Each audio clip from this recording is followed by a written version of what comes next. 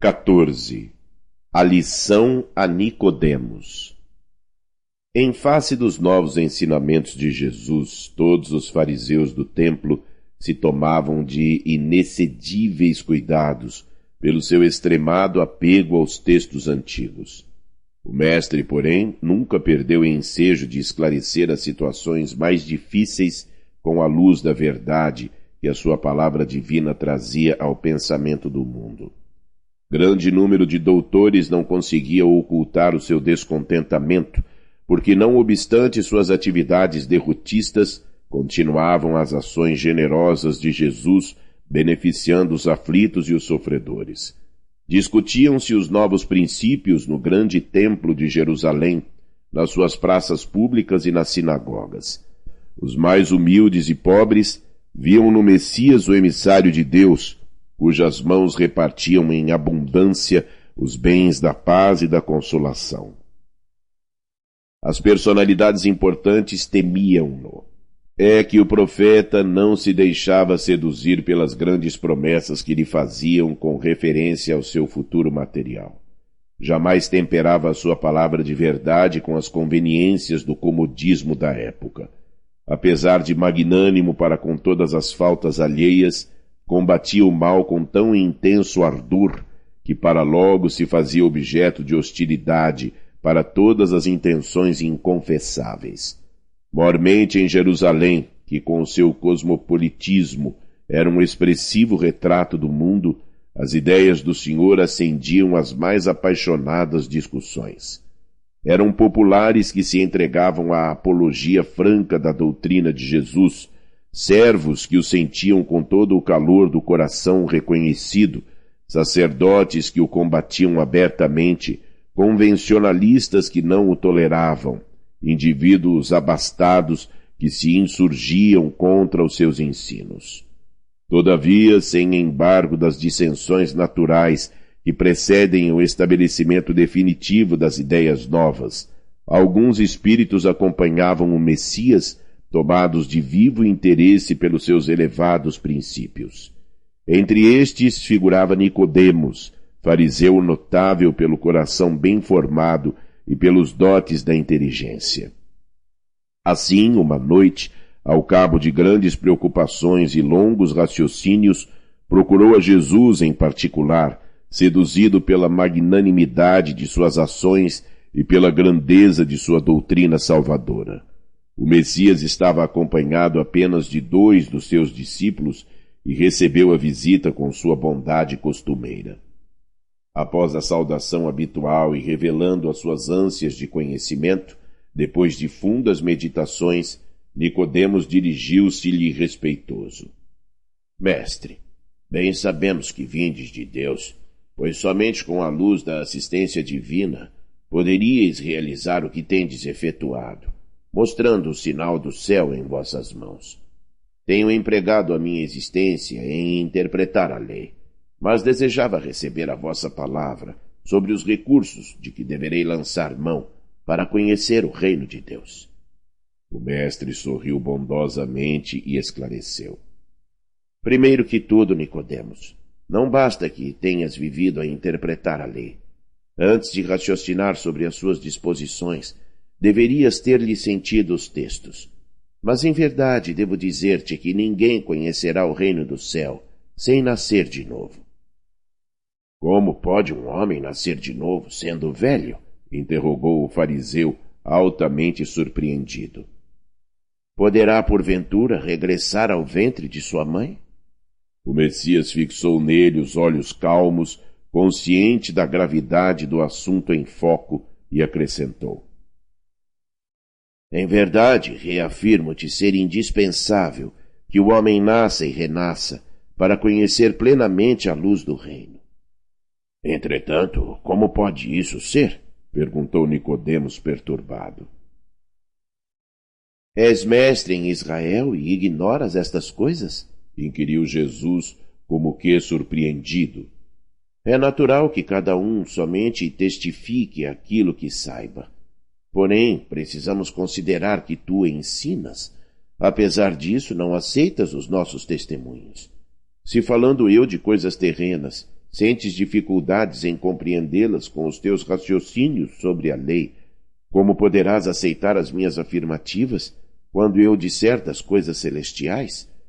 Seria loucura destinar os alimentos apropriados a um velho para o organismo frágil de uma criança. Extremamente confundido, retirou-se o fariseu, ficando André e Tiago empenhados em obter do Messias o necessário esclarecimento acerca daquela lição nova. Jerusalém quase dormia sob o véu espesso da noite alta. Silêncio profundo se fizera sobre a cidade. Jesus, no entanto, e aqueles 2 discípulos continuavam presos à conversação particular que haviam entabulado. Desejavam eles ardentemente penetrar o sentido oculto das palavras do Mestre. Como seria possível aquele renascimento? Não obstante os seus conhecimentos, também partilhavam da perplexidade que levara Nicodemos a se retirar fundamente surpreendido. Por que tamanha admiração em face destas verdades? Perguntou-lhes Jesus bondosamente. As árvores não renascem depois de podadas? Com respeito aos homens, o processo é diferente, mas o espírito de renovação é sempre o mesmo. O corpo é uma veste, o homem é seu dono. Toda roupagem material acaba rota, porém o homem, que é filho de Deus, encontra sempre em seu amor os elementos necessários à mudança do vestuário. A morte do corpo é essa mudança indispensável, porque a alma caminhará sempre, através de outras experiências, até que consiga a imprescindível provisão de luz para a estrada definitiva no reino de Deus, com toda a perfeição conquistada ao longo dos rudes caminhos.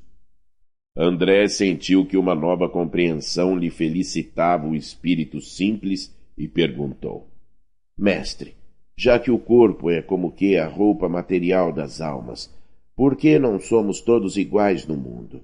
Vejo belos homens junto de aleijados e paralíticos. Acaso não tenho ensinado, disse Jesus, que tem de chorar todo aquele que se transforma em instrumento de escândalo? Cada alma conduz consigo mesma o inferno ou o céu que edificou no âmago da consciência. Seria justo conceder-se uma segunda veste mais perfeita e mais bela ao espírito rebelde que estragou a primeira? Que diríamos da sabedoria de nosso Pai, se facultasse as possibilidades mais preciosas aos que as utilizaram na véspera para o roubo, o assassínio, a destruição? Os que abusaram da túnica da riqueza vestirão depois as dos fâmulos e escravos mais humildes, como as mãos que feriram podem vir a ser cortadas. Senhor, compreendo agora o mecanismo do resgate, murmurou Tiago, externando a alegria do seu entendimento. Mas observo que, desse modo, o mundo precisará sempre do clima do escândalo e do sofrimento, desde que o devedor, para saldar seu débito, não poderá fazê-lo sem que outro lhe tome o lugar com a mesma dívida. O mestre apreendeu a amplitude da objeção e esclareceu aos discípulos, perguntando: Dentro da lei de Moisés, como se verifica o processo da redenção?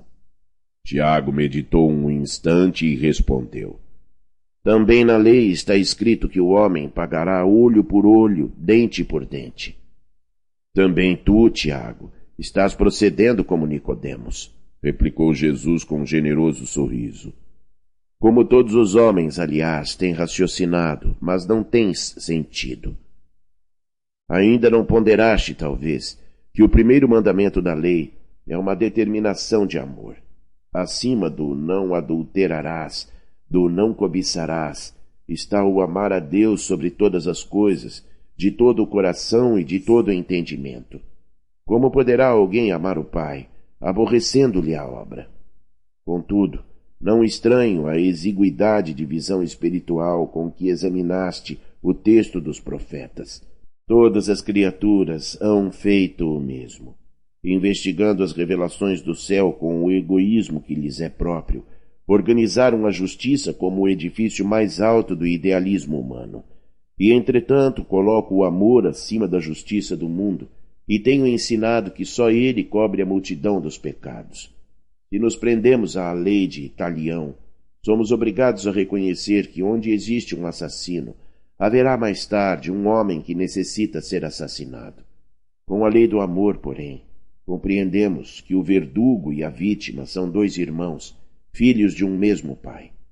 Basta que ambos sintam isso para que a fraternidade divina afaste os fantasmas do escândalo e do sofrimento.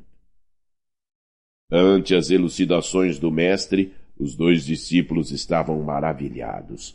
Aquela lição profunda esclarecia-os para sempre.